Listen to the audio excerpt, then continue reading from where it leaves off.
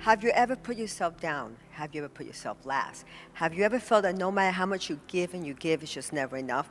If that's you, you're not alone. That used to be me. And I'm Jacqueline Ortiz, the Self Love Diva. And my journey began a long time ago. One evening, I couldn't sleep. I was frustrated, tossing and turning. I wake up, I march into the bathroom, I look at myself in the mirror, and they started pouring down my face.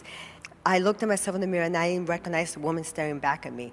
Have you ever felt that way? Have you ever looked at yourself in the mirror and didn't recognize the image staring back at you? This was my journey, my perfect storm. I was working 80+ hour work weeks, onset of adrenal fatigue, my hormones were out of whack, high stress, high cortisol. I lost 50% of my real hair, and an unexpected breakup of a 5-year relationship. Wow, I felt so empty and lost and numb. Have you ever felt that way?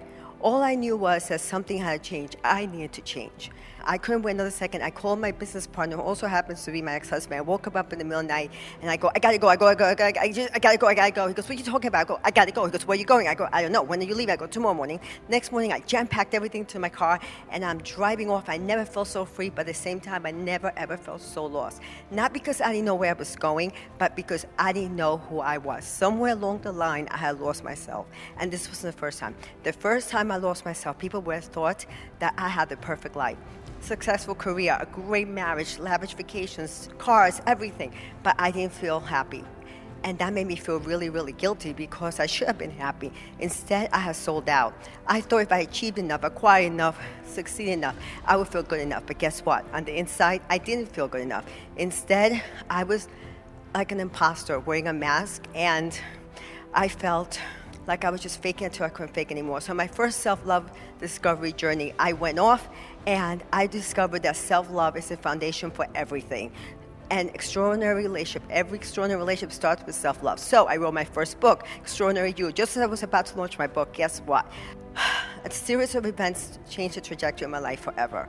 My husband lost his job because he felt deadly ill and almost died. So we went on survival mode. We packed up, moved to Florida, and we bought restaurants. And I immersed myself in a restaurant career I had zero passion for. But worse, soon after, the passion in our marriage also died. But because all the assets were tied to businesses, I continued working with him, yes, as a business partner, working together.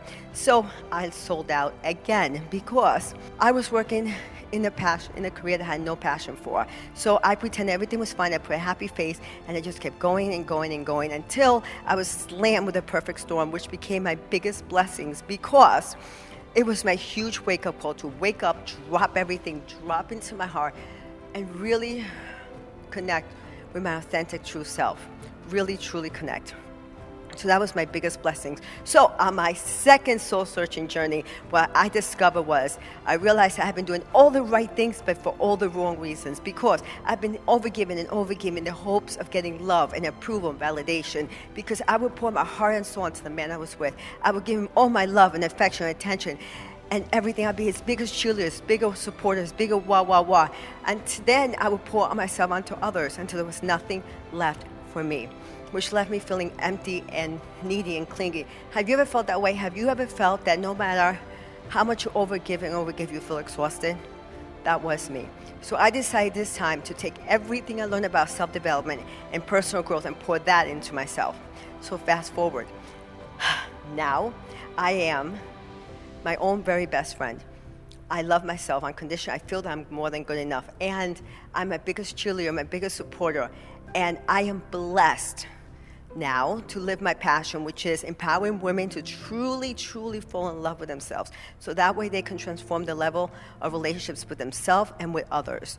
That way they can really feel a deep sense of self-love and self-belonging and self-worth and self-belief in themselves. Because self-love is the greatest superpower. It is a superpower and the foundation and the key to truly transform your life. So I encourage you to embark on your self-love journey. And if you already have continually deepen your level of relationship with yourself, I love you. Namaste.